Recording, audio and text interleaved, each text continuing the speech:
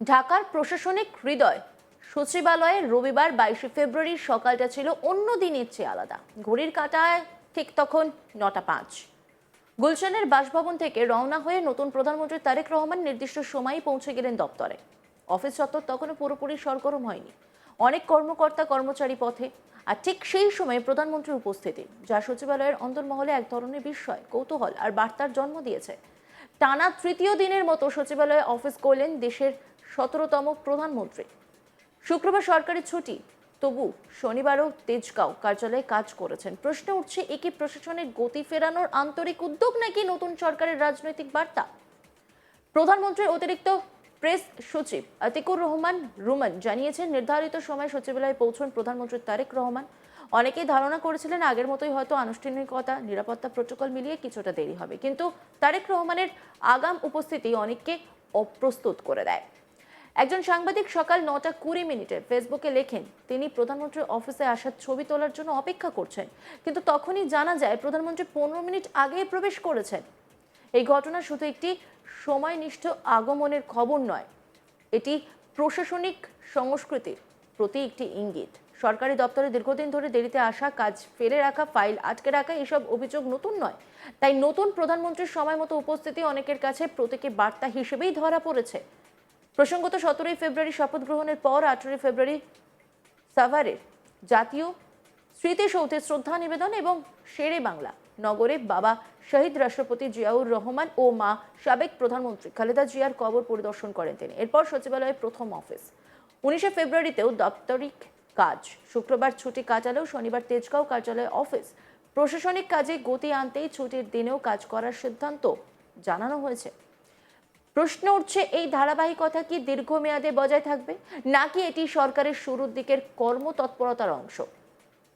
সচিবালয়ে পৌঁছে প্রধানমন্ত্রী প্রথমেই খোঁজ নেন মন্ত্রী, প্রতিমন্ত্রী ও উপদেষ্টাদের মধ্যে কারা উপস্থিত। মৌখিক নির্দেশ দেন, নির্দিষ্ট সময় সবাইকে অফিসে থাকতে হবে। এই নির্দেশনা প্রশাসনিক শৃঙ্খলা বার্তা দিচ্ছে। দীর্ঘদিন ধরে যে অভিযোগ, মন্ত্রীদের দপ্তরে অনুপস্থিতি, ফাইলের জট, আমলাতান্ত্রিক জটিলতা, সেগুলোর প্রেক্ষাপটে এই বার্তা গুরুত্বপূর্ণ। তবে বাস্তবতা হলো, শুধুমাত্র সময় মতো উপস্থিতি দিয়ে কি প্রশাসনিক অচলাবস্থা কাটবে, নাকি প্রয়োজনীয় কাঠামোগত সংস্কারও হবে?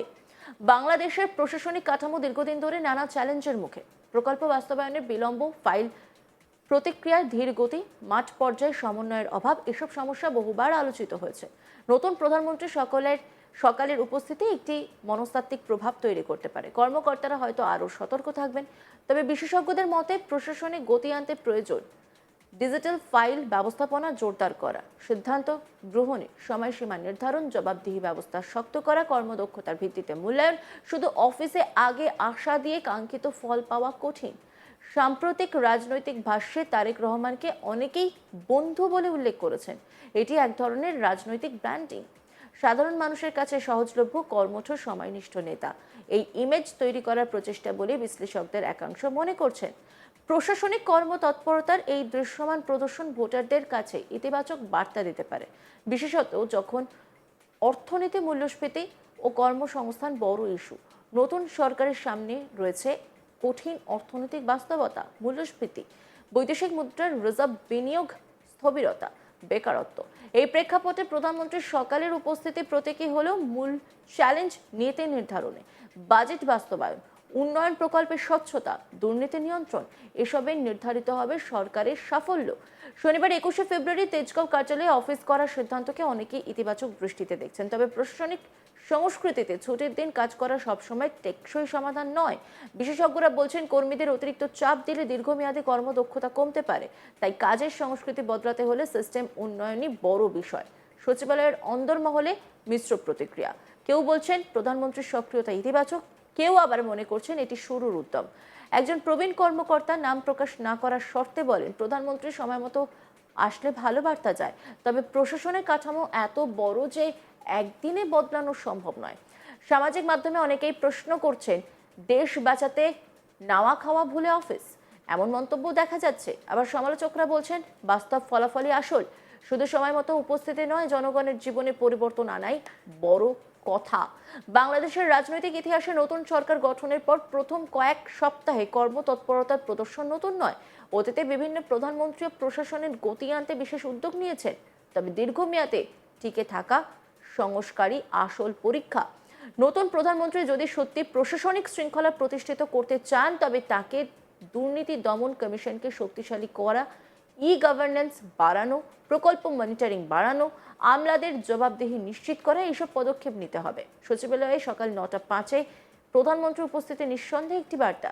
এটি সময় নিষ্ঠা, কর্মসংস্কৃতি ও প্রশাসনিক গতির প্রতীক হতে পারে। তবে দেশের মানুষ এখন প্রতীক নয়, ফলাফল চায়। মূল্যস্ফীতি কমবে কি? কর্মসংস্থান বাড়বে কি? দুর্নীতি কমবে? উন্নয়ন প্রকল্পের সময় মতো শেষ হবে? তারেক রহমানের এই সকালে উপস্থিতি তাই কেবল একটি ছবি নয়, এটি প্রত্যাশার সূচনা। এখন দেখার এই প্রত্যাশা কতটা বাস্তব সাফল্যের রূপ নেয়। বাংলাদেশের রাজনৈতিক ও প্রশাসনিক ইতিহাসে এই অধ্যায় নতুন, সামনে দীর্ঘ পথ। সকালের এই বার্তা যদি স্থায়ী কর্ম সংস্কৃতিতে রূপ নেয়, তবেই বলা যাবে নতুন সূর্যোদয় সত্যিই বদল আনছে।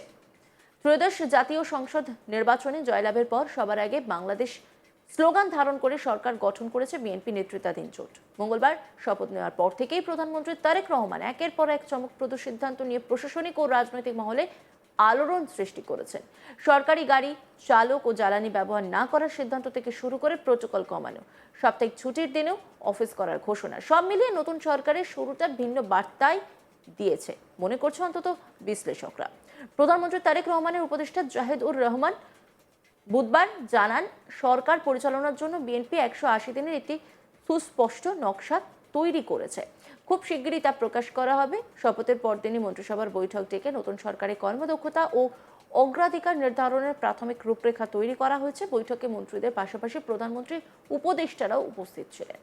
সংশ্লিষ্ট সূত্রের দাবি, এই 180 দিনের কর্ম পরিকল্পনায় প্রশাসনিক সংস্কার, দুর্নীতি বিরোধী উদ্যোগ, জনভোগান্তি কমানো, সামাজিক সুরক্ষা জোরদার এবং বিনিয়োগ বান্ধব পরিবেশ তৈরি করার বিষয়গুলি অগ্রাধিকার পাচ্ছে।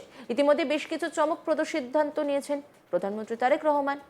কি সিদ্ধান্ত? সরকারি গাড়ি নয়, ব্যক্তিগত ব্যবস্থাপনা নতুন প্রধানমন্ত্রীর অন্যতম আলোচিত সিদ্ধান্ত।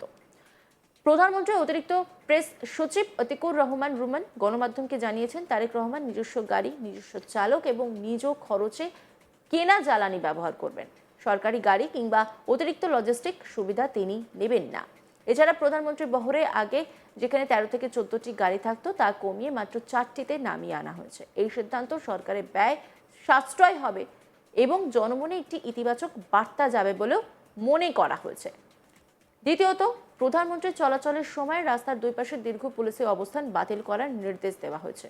অতীতে ভিআইপি চলাচলের কারণে সাধারণ মানুষকে দীর্ঘ সময় আটকে থাকতে হতো। নতুন সিদ্ধান্তে সেই ভোগান্তি কমবে বলেও প্রত্যাশা করা হচ্ছে। আর তারপর থেকেই দেখা যাচ্ছে তিনি একের পর এক কাজ করছেন, যা কিন্তু এখনো পর্যন্ত ইতিবাচক দিক হিসেবেই বিবেচনা করা হচ্ছে।